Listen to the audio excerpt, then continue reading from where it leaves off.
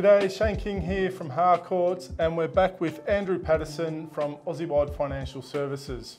So Andrew, if you can just give us a bit of a breakdown now, because we're seeing quite a lot of variance in the amount that people can borrow from bank to bank. So why is that and how does that happen?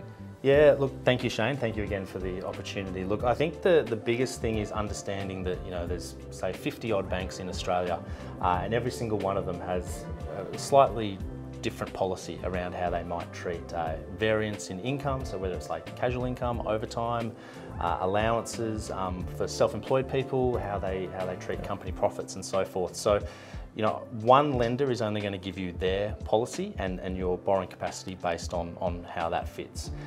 Whereas, we have access to the entire market, and for the same scenario, you can actually find an incredible difference in borrowing capacity purely based on those policies that the lenders offer.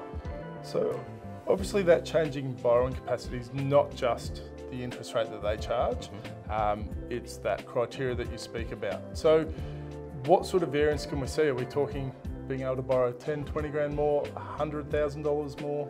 Yeah, look, it depends obviously on the circumstance, but for let's say a first home buyer with no other debts at all, you might see a variance of upwards to 50 to 100,000, depending on income, maybe a HECS debt or something like that, whether they have private health insurance, some lenders, the way they include that.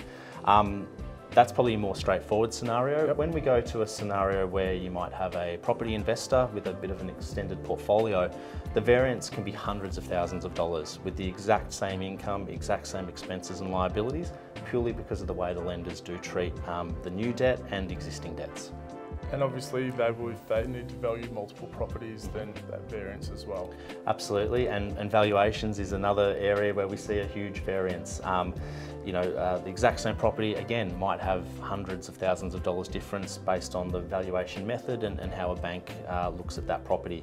If we're looking to maximise equity, that variance can be the difference between getting a deal done and not. So personally, I've always preferred to use a broker, purely because a broker, like you said, might have 40 different lenders on their panel, whereas your bank might have 2 or 3 products that may suit you. And in my experience, banks rule their bottom line is what's important to them, not necessarily the best fit for you.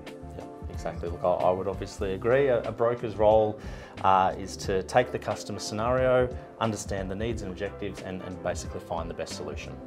All right, excellent. Well, thank you for your time. Again, thank you. If you do have any questions, please reach out to us or Andrew directly. Thank you again. Appreciate it. Thank you.